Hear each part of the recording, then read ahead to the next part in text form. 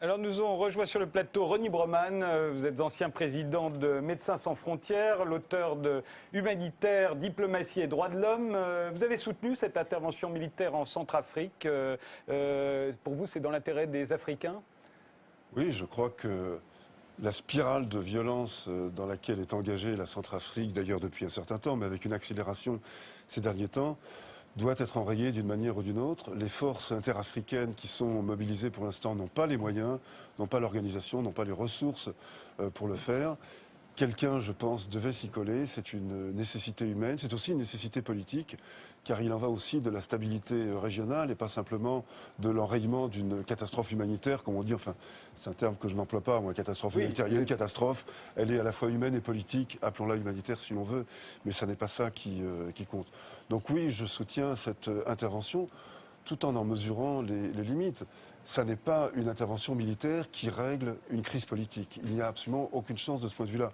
Et d'ailleurs même, je pense que le rythme que l'on cherche à imprimer du fait de la pression médiatique, du fait de l'accélération de tout en notre époque électronique, ce rythme-là amène par exemple les militaires à dire que ça y est, la situation est sécurisée à Bangui, alors même que je pense que pas un d'entre eux ne l'imaginait. Ce n'est pas en quelques jours que des haines, des violences qui se sont imprimées si profondément dans la société vont être réglées. Donc il n'y a malheureusement rien d'étonnant à ce qu'il y ait eu ces premières pertes.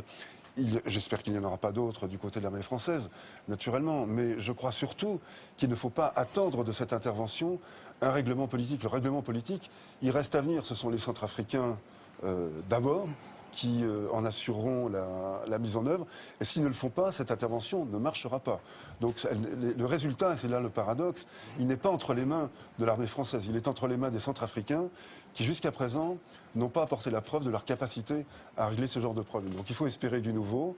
Et puis il y a les Nations Unies qui devront venir les assister et qui, pour l'instant, ont surtout brillé par leur absence. Alors Michel Galli, vous êtes politologue, spécialiste de l'Afrique. On vous doit un livre sur la récente guerre au Mali et plusieurs tribunes dans lesquelles vous dénoncez régulièrement les expéditions militaires françaises sur le continent africain. Je disais, ça doit faire à peu près au moins la 40e depuis les indépendances. Bon, moi j'en suis à 50, hein, ça dépend comment on compte, Voilà. mais alors il y a peut-être 150 ans de guerre à l'Afrique et il y a peut-être une décolonisation en retard, hein, ça dépend comment on compte et on pense. Ceci dit, dans le cas de la Centrafrique comme du Mali, il y a un moment où malheureusement on ne peut être que d'accord, comme disait Ronnie Broman, par défaut en quelque sorte. Puisque ce ne sont pas les Américains qui sont très réticents depuis Mogadiscio en 92 à faire la guerre sur le continent africain, du moins au sol. Ce ne sont pas les Européens qui ont brillé par leur absence, ni d'ailleurs, comme vient de le dire Ronnie, l'ONU, hein, qui s'est retirée au pire moment, comme dans d'autres crises. Et donc, par défaut, il ne reste que l'ancien colonisateur et qui est perçu comme tel.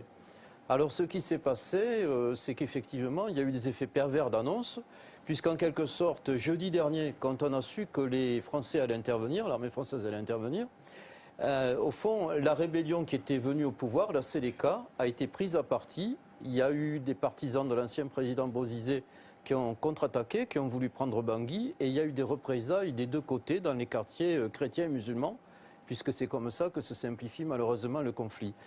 Et donc il y a eu peut-être 600 morts, moi je crois plus, peut-être plus d'un millier en comptant les villes de province, en brousse, etc., et des dizaines de milliers de déplacés internes. Par exemple, il y en a environ, je crois, 45 000 autour de l'aéroport de Bangui, hein, et qui n'ont pas pour le moment ce qu'il leur faut. Hein. Et puis les exactions se poursuivent dans les quartiers.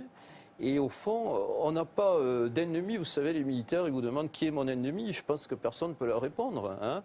Est-ce que c'est vraiment la Séléka qui est la seule force constituée, puisque l'ancienne armée centrafricaine, la gendarmerie, la police n'existe plus?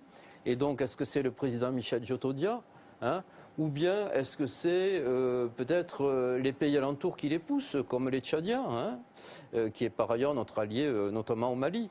Donc, si on parle de solution politique, ça devient compliqué parce que les Français n'ont pas prévu ce qui allait se passer, comme souvent, après l'intervention armée. C'est sans doute beaucoup plus compliqué qu'au Mali.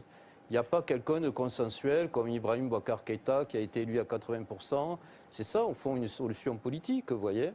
Justement, Non, la seule solution qu'il y a, c'est que les frontières qui sont actuellement en Afrique sont tous des frontières artificielles. Il faut revenir à des frontières linguistiques, c'est-à-dire des frontières entre les peuples qui composent l'Afrique.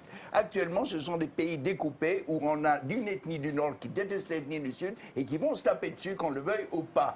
Et par exemple, pour le Mali, c'est la même chose avec les Touaregs. Il faut reconnaître qu'il y a un peuple Touareg et que ce peuple Touareg a le droit à gérer son propre destin. Mais malheureusement, les frontières qu'on a fabriquées et cette manie qu'on a de croire intangibilité des frontières est une catastrophe et tous les conflits vont continuer tant que vous agrippez à cette histoire d'intangibilité des frontières, y compris pour la France. Y compris pour la France. Y compris pour la France, à qui je donne la Bretagne libre, la Corse libre et l'Occitanie libre. L'Occitanie, c'est le seul point sur lequel je suis d'accord avec vous. Alors, ça va. Mais Parce que par contre, il faut reconnaître les choses. Est-ce que les peuples existent? Est-ce que les langues existent? Est-ce que les cultures existent? Qu'est-ce que c'est qu'une culture? Qu'est-ce que c'est qu'une langue? Qu'est-ce que c'est qu'une nation? Un peuple, c'est quand il a une langue à lui. Il y a un peuple italien parce qu'il y a une langue italienne. Il y a un peuple français parce qu'il y a une langue française. Mais si on dit qu'il n'y a qu'une seule culture française, c'est faux. Il y a aussi des Basques qui veulent parler le basque, il y a les Bretons qui veulent parler le breton, et il faut reconnaître ces cultures-là. C'est pour ça que je ne suis pas d'accord avec Marine Le Pen. Quand elle parle de la nation française en une, elle est impérialiste.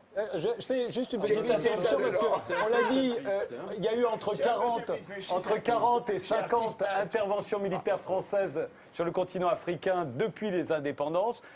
Ça pose quand même un certain nombre de questions. Je propose de revoir quelques-unes. On ne vous les a pas mis toutes les 50, quelques-unes. Extrait rappel.